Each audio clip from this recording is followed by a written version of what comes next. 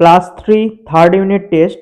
আজকে স্বাস্থ্য ও শারীরশিক্ষার প্রশ্নপত্র সেট 2 নিয়ে আলোচনা হবে। এটি সম্পূর্ণ পর্ষদ থেকে দিয়েছে, কিন্তু পিডিএফ এর কোয়ালিটি একটু খারাপ হওয়ার জন্য ফেটে গেছে, তার জন্য অত্যন্ত আমি দুঃখিত। তোমরা যারা এই প্রশ্নপত্রটি কালেক্ট করতে চাও, আমার Facebook page DN education centre follow করতে পারো। সেখানে আমি পোস্ট করে দিয়েছি, সেই ছবিগুলো সেভ করে প্রিন্ট করে বাড়িতে প্র্যাকটিস করতে পারো। দেখো, কোশ্চিন ফার্স্ট দিয়েছে 1 নাম্বার টিকমার্ক করতে হবে। কন্যাশ্রী প্রকল্পটি পশ্চিমবঙ্গ সরকার চালু করেছেন। খ নাম্বার শিশুরা খেলার জন্য সর্বদা পার্ক ব্যবহার করবে। গ নাম্বার কোষ্ঠকাঠিন্য হলে পায়খানা খুব শক্ত হয়ে যায়। তারপর ঘ নাম্বার হাতের উপর দাঁড়ানো জিমন্যাস্টিক্সে 2 হাত কানের পাশ দিয়ে উপরে তুলতে হয়। নাম্বার বছরে অন্তত একবার পানীয় জল পরীক্ষা করতে হবে। এরপর 2 এর ক নাম্বার শূন্যস্থান পূরণ করো দিয়েছে। মোটরসাইকেল চালানোর সময় মাথায় হেলমেট পরা উচিত। খ নম্বর রাস্তার খোলা খাবার কখনোই খাওয়া উচিত নয়। গ বন্যার সময় সবচেয়ে উঁচু জায়গায় আশ্রয় নিতে হবে। ঘ নাম্বার বমি হলে রোগীকে ঘন ঘন ওআরএস খেতে দিতে হবে। পথ নিরাপত্তা স্লোগানটি হলো সেফ ড্রাইভ সেফ লাইফ। এরপর সত্য মিথ্যা নির্ণয় করতে হবে। 3 এর ক খাবার সবসময় গিলে খাওয়া উচিত, এটা মিথ্যা। তারপর খ নাম্বার শাকসবজি কাটার পর ধুলে তার খাদ্যগুণ নষ্ট হয়ে যায়, সত্য।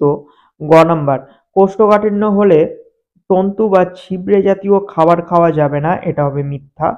ঘ নাম্বার যতক্ষণ বমি হবে ততক্ষণ কোনো শক্ত খাবার খাওয়া যাবে না, সত্য। উম ছোটরা রাস্তার মাঝখান দিয়ে সাইকেল চালাবে, এটা হবে মিথ্যা। এরপর নেক্সট পেজে আসি। এই পেজটা বেশ ভালো বোঝা যাচ্ছে। দেখো, 4 এর ক খো-খো খেলার ক্রীড়া কৌশলকে প্রধানত কয় ভাগে ভাগ করা যায় ও ভাগগুলো কি কি? খো-খো খেলার ক্রীড়া কৌশলকে প্রধানত 2 ভাগে ভাগ করা যায়, যথা 1 নাম্বার হচ্ছে অনুধাবকের শারীরিক ক্রিয়া কৌশল, 2 ধাবকের শারীরিক ক্রিয়া কৌশল। খ নাম্বার বমি কি কি কারণে হয়? 1 নাম্বার পেটে তীব্র যন্ত্রণা হলে বমি হতে পারে। 2 নাম্বার পেটে কৃমি হলে বমি হতে পারে। 3 ট্রেনে বাসে যাতায়াতের সময় বমি হতে পারে। এরপর গ দাগের প্রশ্ন, কোষ্ঠকাঠিন্য হলে কি কি করতে হবে? 1 নাম্বার বেশি করে ফল শাকসবজি খেতে হবে। 2 বেশি করে জল পান করতে হবে। 3 প্রতিদিন নিয়মিত পায়খানায় যেতে হবে। এরপর ঘ নাম্বার জল সংরক্ষণের জন্য তুমি কি কি উপায় অবলম্বন করবে? 1 নাম্বার বৃষ্টির জলকে ধরে রাখতে হবে। 2 নাম্বার অকারণে জল অপচয় করা যাবে না।